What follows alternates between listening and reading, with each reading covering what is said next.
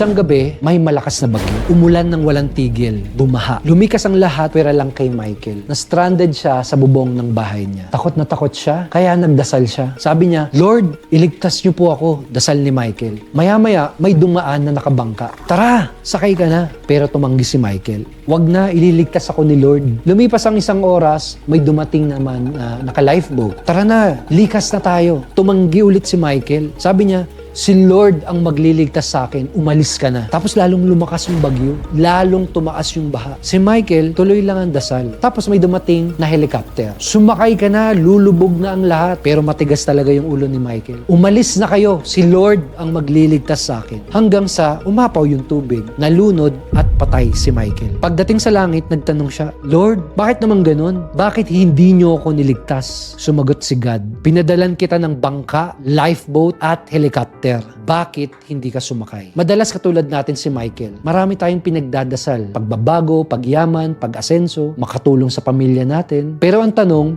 gaano kadaming opportunity na ang dumating na pinalampas mo? Gaano kadaming business na ang sinalihan mo tapos hindi mo naman tinuloy? Okay lang ba ma-share ako sa'yo na Bible verse? Sabi sa Jeremiah chapter 29 verse 11, For I know the plans I have for you, declares the Lord. Plans to prosper you and not to harm you. Plans to give you hope and a future. Naniniwala ako na hindi aksidente kaya andito ka ngayon. Posible matagal ka nang nagdadasal na bigyan ka ng Panginoon ng breakthrough. Kaya ka andito at kaya mo tinapos itong video na ito dahil meron kang pinanghuhugutan. Meron kang matinding motivation. Pwedeng gusto mo maging successful sa business mo para sa wakas, makapag-quit ka na sa stressful at trabahong hindi mo naman gusto. Pwedeng gusto mong mabigyan ng magandang buhay ang pamilya mo. Pwedeng gusto mong tulungan ng mga magulang mo o kamag-anak mo. Pwedeng gusto mong magkaroon ng freedom at ma-experience yung lifestyle na ikaw ang may control, ikaw ang nasusunod kung kailan mo gustong magtrabaho. Pwedeng gusto mong makapag-ipon para mapaghandaan mo ang future mo at ng family mo.